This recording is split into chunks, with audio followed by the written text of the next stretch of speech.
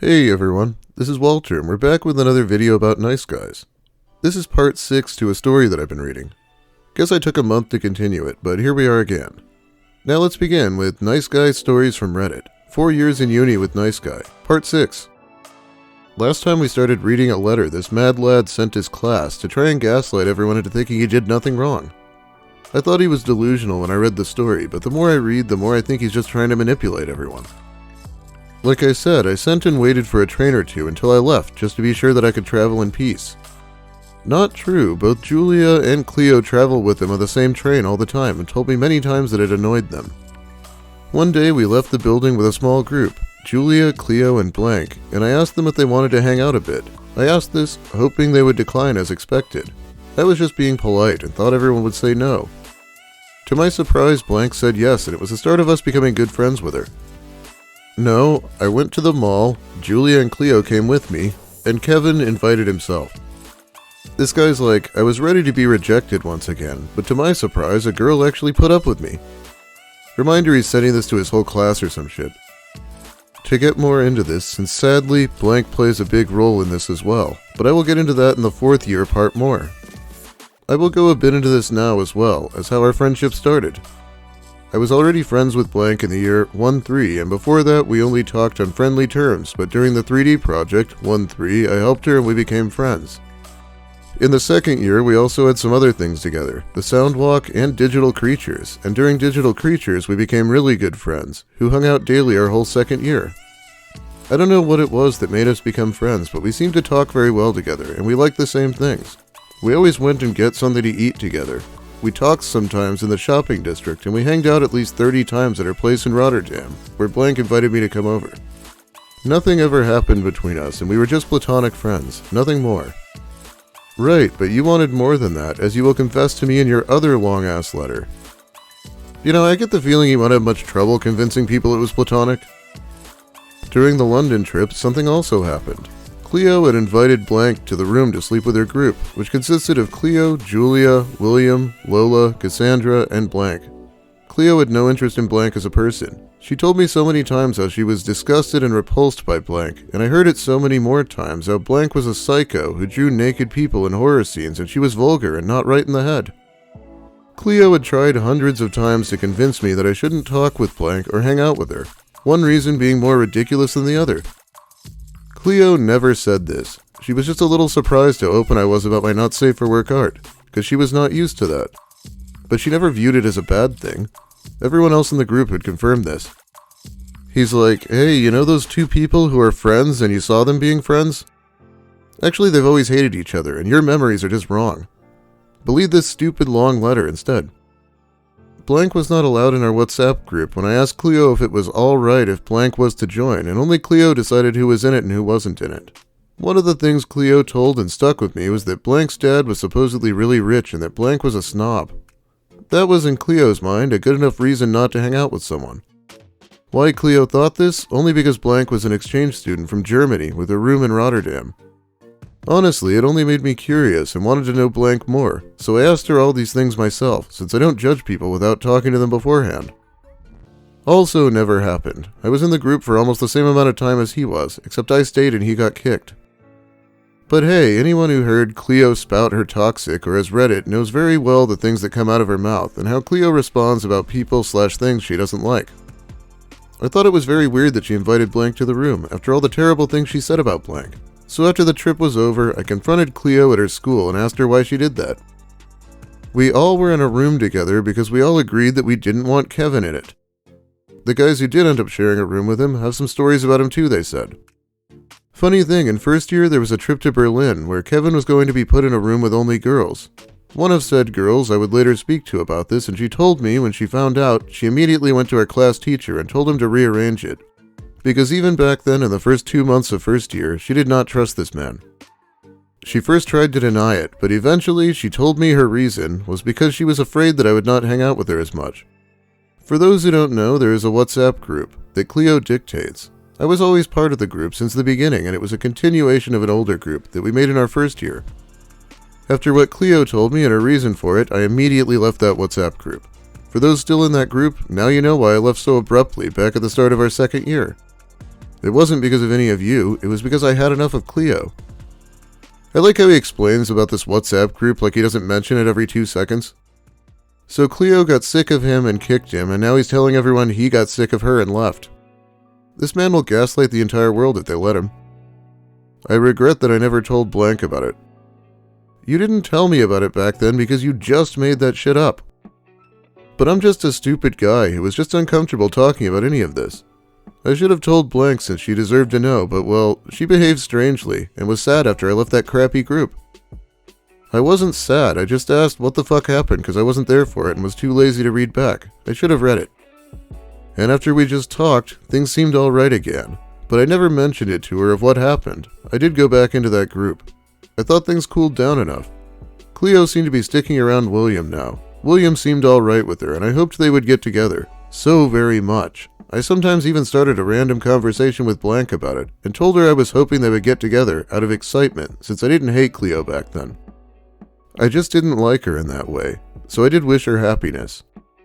And Cleo apologized to me for what she did back then and invited me to go back, so I did something stupid and went back into that WhatsApp group. You were jealous. You harassed her and tried to be close to her physically, so when she became close friends with a guy, you suddenly turned super benevolent and hoped for her happiness. Just like you hoped I would be happy and totally don't hate me after I told you I had enough of you, which in your own words, emotionally destroyed you. It was also one of the things I talked with Julia about, in the 4th year, where he calmly said that he already knew about all this and Cleo already told him all that. No, Julia knew of your BS. They were just like me and not wanting to start drama though, because they were mid-graduation themselves and placated you because they didn't want to be mean. Everything seemed alright again. I did travel back on some rare occasions with Julia, Cleo, and William now, back with the train. The 2nd year was in majority a good year. Well, since this is just further proof of what I am saying, I will mention it here. In our 2-1 VR project, I was working with Leonardo and 2 girls from spatial design. One of these girls was stressed and lashed some remarks out on the group. But Cleo tried pushing me to get into a conflict with that girl and said that I should not accept those remarks. She would put her hand on my hand. Herg, never happened. Your fantasies don't count as memories, Kevin. And try to act as if it was in my best interest to listen to her and that she cared for me, but I had no interest in creating a conflict or do something drastic. I told Cleo multiple times that I wanted to talk things out with that girl, but Cleo just kept pushing for no good reason. Back then I only thought it was weird of Cleo, but I know now that it was jealousy from Cleo. I did talk things out with that girl from spatial design, and we had a group meeting, and we became even friends.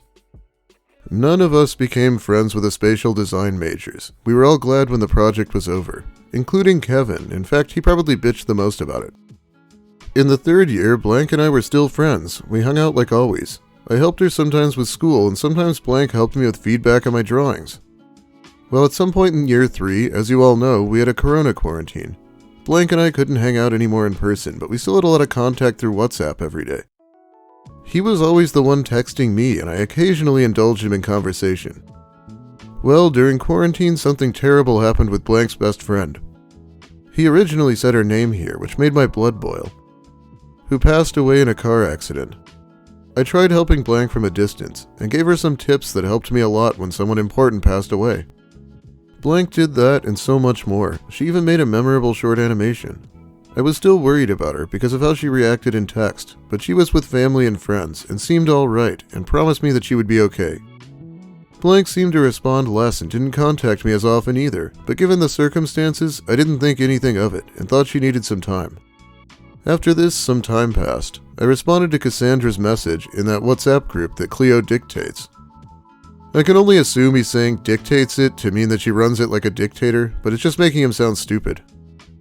Cassandra was talking about Philips and some beamer systems for kids. I responded to it.